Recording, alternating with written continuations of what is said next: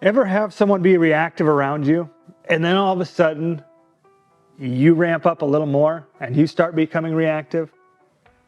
This happens to us all. Hello, friend. My name's Zach, and I'm an anxiety management coach.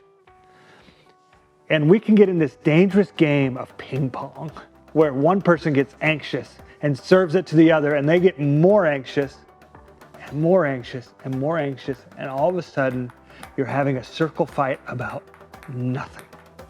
But it doesn't have to be that way. So today we're going to talk about how to stop this cycle and have calmness in your relationship. See, we can be a thermostat. We can set the temperature of this conversation. So let's dive in. What happens in those moments where we're playing that dangerous game of ping pong is we're in fight, flight, or freeze. And when we get in fight, flight, or freeze, we tend to not use our brain because it literally shuts down to focus on fighting, flying, or freezing. Like, it is almost like you're in danger is what your brain's telling you. And so when you're in danger, it's not a time to think, that's time to act. But you're not in danger, you're just arguing about something really dumb. Never done that myself. Sarcasm intended. All right, so you're going to tend to, in situations where you're in relationships, you're going to tend towards two unhealthy postures.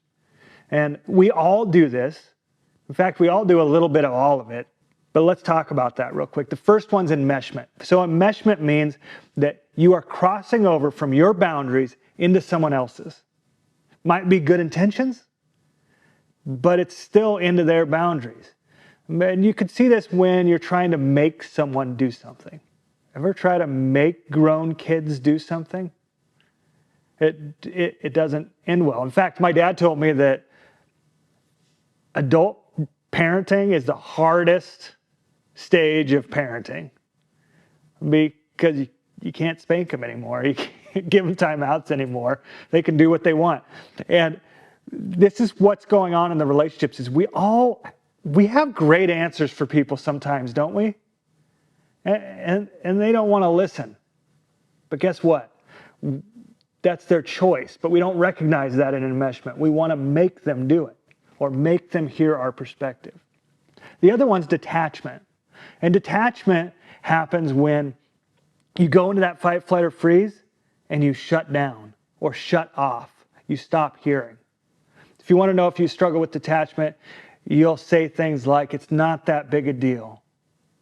Or if you're a Christian, you'll try to rub a verse on it, right? Like, God uses all things for good. You can hear this happen in the church a lot. Yes, he does. But that was probably an inappropriate time to use that. And really, it was anxiousness in front of you, and you're just trying to make this stop, right? That's detachment. It's almost like you have the castle of you, and you've surrounded yourself with a moat of water so they won't cross in. And then they get a little anxious and you draw up that drawbridge. And so now no one's getting into this baby. It is fortified, right? That's detachment. All right, those aren't healthy postures.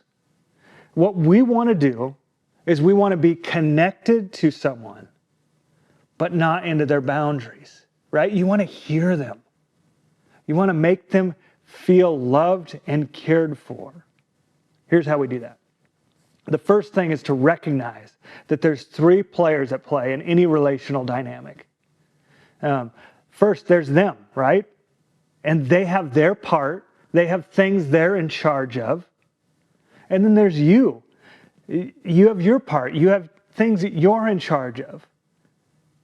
And then there's a third player. As a Christian, I think the third player is the Holy Spirit. Right? And we all three, in a relational context, have a part to play. Right? The Holy Spirit convicts us when we're doing things wrong. Right? That's one of the jobs of the Holy Spirit, is conviction. Ever try to make someone feel convicted? How did that conversation go? Not well, in case you didn't know. I've tried to make people feel conviction, and they've either shut down, they've either fought me, flew away, or frozen, right? the other part is their part, right? It is up to them to calm. It is up to them to do the movement, the action. It's up to their opinions. They're their own person. You can't make someone do something. And if you can, it's only for a moment and only when you're around, right? And then there's our part. We all three have parts. So when someone's spun up, you can't make them calm, but you can help them. And here's how we do that. It is extremely simple. But simple does not mean easy. And if I'm honest, this is really hard. Here's how we do it. We notice when we're trying to play one of those other parts, or when we get worked up, that's anxiety within us. See, it's easy to see when someone else is being anxious and maybe a little unreasonable. But it's hard to see ourselves. It's hard to see that we went there too. And if someone's anxious around you, that makes you anxious. So if you see that someone's anxious and you're with them, there's a surefire sign you're starting to get anxious. Notice, what's your first response? Are you shutting down? Or are you wanting to meddle in an area that's not yours? Just notice. And then the next step is name, and name it as concretely as possible. What it is that's making you anxious. See, if you can notice and name, that'll get you 70 to 80% of the way there, most of the time, to just calming. See, this morning, right before I turned on the camera, a friend helped me to see I was anxious. They stayed calm themselves. And guess what? I started to calm. See, by noticing and naming what you're anxious about, you can stay calm. And when we stay calm, we become the thermostat for someone else. We lower the temperature in the room. We help them get a little relief. And it doesn't take much relief from our anxiety for us to see that we're anxious. And so that can be the great gift you can give someone. But remember how I said, it's simple, it's not easy? You're going to mess this up. And I don't mean to be like a downer on this parade, but you are. You're going to mess it up.